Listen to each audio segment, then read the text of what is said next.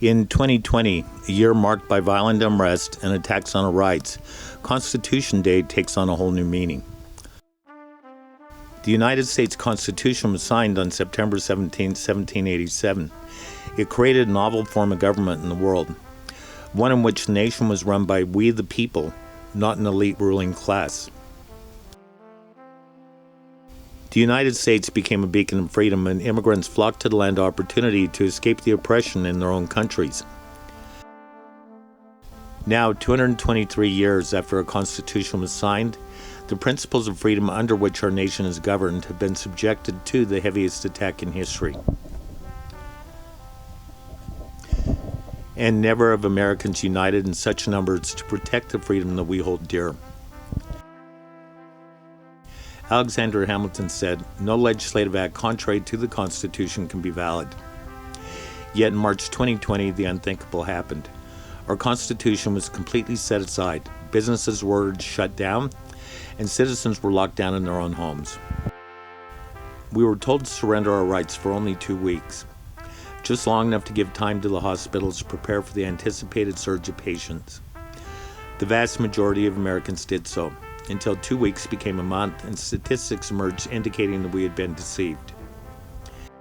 Anti-quarantine protests erupted across the country, and Americans demanded the right to reopen their businesses and earn a living. They were attacked as selfish individuals who were killing their fellow Americans by spreading the virus. As the stay-at-home order was relaxed and some businesses were allowed to reopen at the end of May, American cities were torn apart, burned, and looted by rioters that were called peaceful protesters in the media. The National Guard had to be called in to bring order, and Los Angeles was left in ruin. Businesses that had been looted and vandalized were boarded up across the city. As the protests subsided, Los Angeles again ordered most businesses to shut down.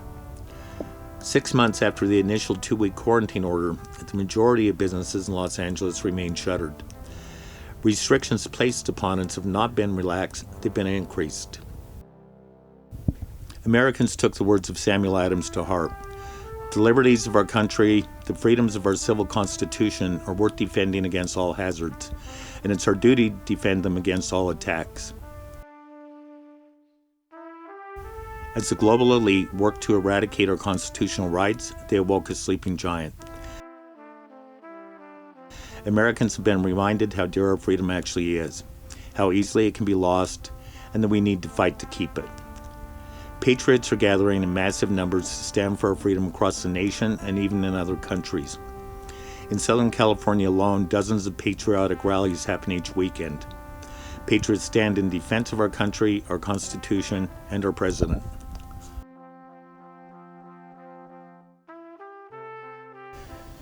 Our elected officials are sworn to uphold the Constitution. I bring to you a portion of the inaugural speech of President John F. Kennedy. You, John Fitzgerald Kennedy, do solemnly swear. I, John Fitzgerald Kennedy, do solemnly swear. That you will faithfully execute the office of President of the United States. That I will faithfully execute the office of President of the United States. And will, to the best of your ability, and will, to the best of my ability, preserve, protect, and defend the Constitution of the United States. Preserve, protect, and defend the Constitution of the United States. So help you God. So help me God. We observe today not a victory of party, but a celebration of freedom, symbolizing an end as well as a beginning, signifying renewal as well as change. For I have sworn before you and Almighty God the same solemn oath our forebears prescribed nearly a century and 3/4 ago.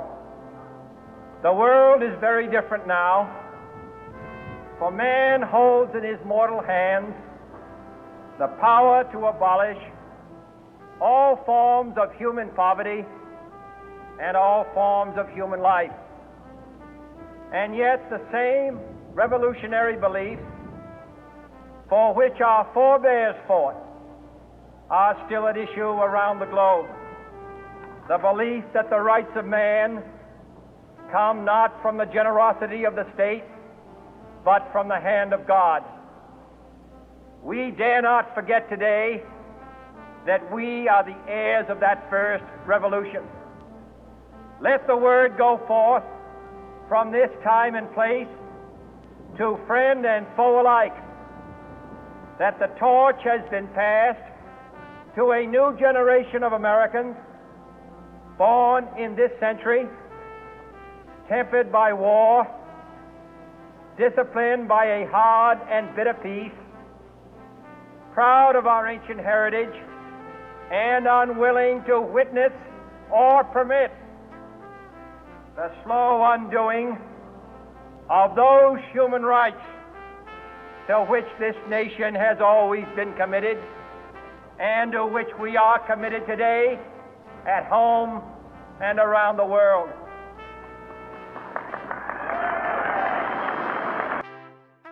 Freedom is priceless. Don't let the sun set on freedom. We might never get it again.